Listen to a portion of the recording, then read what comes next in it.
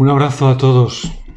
Estamos ya terminando el año litúrgico. El próximo domingo siguiente a este inmediato, pues ya será el de Cristo, Rey del Universo, y terminaremos este año litúrgico. Por lo tanto, el Señor nos presenta el final del tiempo, el final del mundo.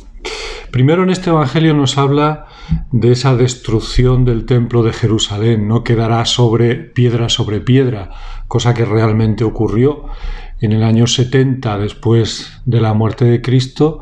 Pues ocurrió esta destrucción por parte del emperador Tito. Intentó destruir la ciudad y el templo de Jerusalén, con esa idea además de que no quede piedra sobre piedra, ¿no? Pero Jesús, aunque en ese primer momento coge de esa conversación que tenía con estos hombres, coge de ahí pie para hablarnos después del final del mundo. Vamos a ir siguiendo un poco porque creo que en esto tenemos a veces visiones un poco raras, fruto quizá de este lenguaje que se usa en el mismo Evangelio tan apocalíptico, tan destructor, ¿no? Lo primero, el fin del mundo, ¿qué va a ser? Es decir, que todo esto que conocemos va a quedar destruido. No, o sea, el fin del mundo va a ser el final de la historia, el final del tiempo, donde va a comenzar la eternidad. Es decir, lo que va a acabar es el mundo tal como lo conocemos ahora, pero eso no implica en absoluto que tenga que haber una destrucción. Será el final de la historia tal como la conocemos ahora. Por lo tanto, yo creo que hay que expresarlo más bien en vía de plenitud. Será la plenitud, o sea, vamos a pasar de la sucesión del tiempo a la eternidad. Eso es mejorar. Vamos a pasar a la plenitud de la vida, a la plenitud del plan de Dios, de lo que Dios nos ofrece para vivir con Él. Por lo tanto, no tiene por qué ser nada desastroso, sino que es más bien plenitud de los tiempos. Nos dice Jesús: vendrá gente que os anunciará que el final está aquí, que el final está allá, que las cosas están muy mal, que habrá guerras, que habrá revoluciones, que habrá pánico. Dice, todo eso es necesario que pase. ¿Os suena ya este es necesario, no? ¿Cuántas veces sale esta expresión, el Dei? ¿Cuántas veces sale ese es necesario? Jesús nos está diciendo, yo conozco el plan de Dios, y dentro del plan de Dios van a ocurrir estas cosas: guerras, revoluciones, pánico, dificultades, gente que venga a anunciar el mundo, el final del mundo. No es que Dios provoque estas cosas, pero están dentro del plan de Dios el que ocurran. Hay una visión aquí preciosa. El Señor del mundo, el Señor de la historia, el que gobierna el mundo es Jesucristo, es Dios Padre, es la Santísima Trinidad. No son los poderes de este mundo los que gobiernan el mundo, es Dios el que lo va llevando a través de situaciones a veces muy misteriosas, ¿no? Pero que nos quede claro, todo lo que ocurre está dentro del plan de Dios. A Dios no se le escapa nada de esto. Y también nos anuncia Jesús que realmente habrá un final.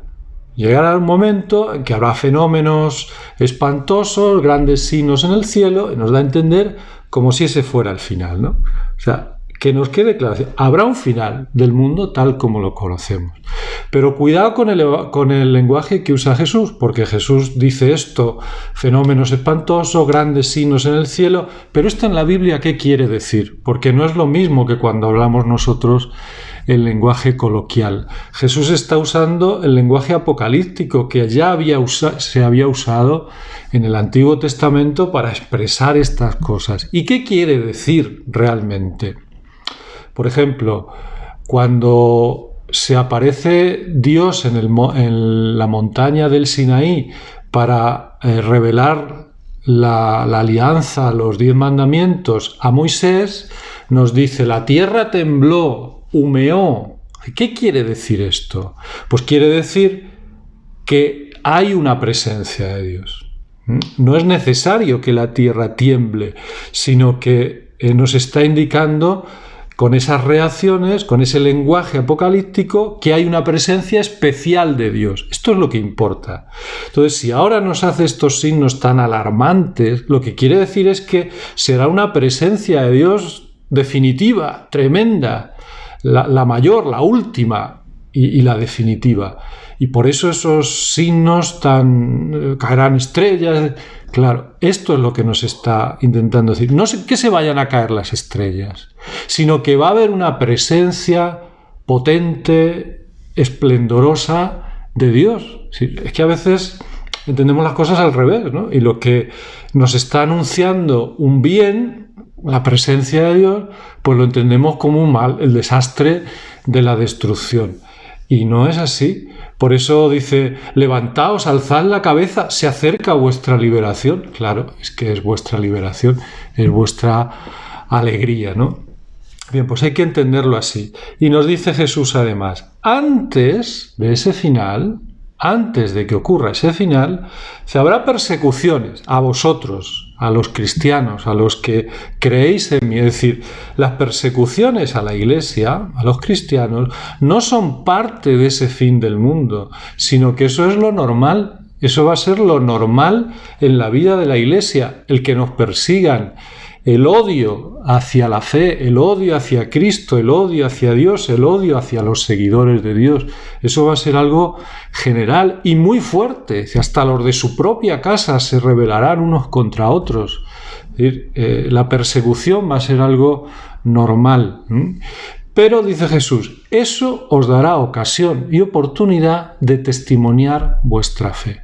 La persecución no hay por qué leerla siempre como algo desastroso y malo, sino que os dará ocasión de extender la fe, de extender la Iglesia. Por lo tanto, la persecución se convertirá para vosotros en algo bueno, en algo productivo. Es decir, que tendemos a ver las cosas solo de tejas para abajo, solo en este mundo, si nos causa dolor o no, si nos causa dificultad o no. Y hay que verlas desde la mente de Dios, que las ve desde la eternidad, si es bueno para nosotros en la totalidad de nuestra vida, pensando no solo en esta, sino en la eterna o no. Eso es lo que nosotros tenemos que mirar. Y nos dice, no os preocupéis, habrá un cuidado especial de la providencia sobre vosotros. No preparéis vuestra defensa, porque en su momento se os dirá lo que tenéis que decir, y se os darán palabras a las que no podrá hacer frente nadie. Bueno, bien, también dice, y algunos de vosotros os matarán. Es decir, la persecución es persecución, pero hasta el hecho de que la persecución lleve a la muerte del cristiano no quiere decir eso que la persecución triunfe. El cuidado de la providencia pasa también porque haya mártires en esta historia. Con vuestra perseverancia salvaréis vuestras almas. Si perseveráis en esta fidelidad al Señor, en este testimonio al Señor, entonces salvaréis vuestras almas.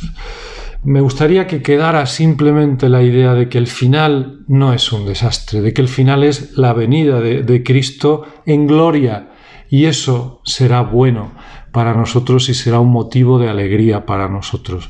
Busquemos en este mundo servir al Señor, dar testimonio de Él, aprovechar todo lo que nos pasa para su gloria, para ser fieles, para perseverar, y ya está, y no nos compliquemos la vida más. Es decir, sirvamos al Señor y no nos ocupemos de más.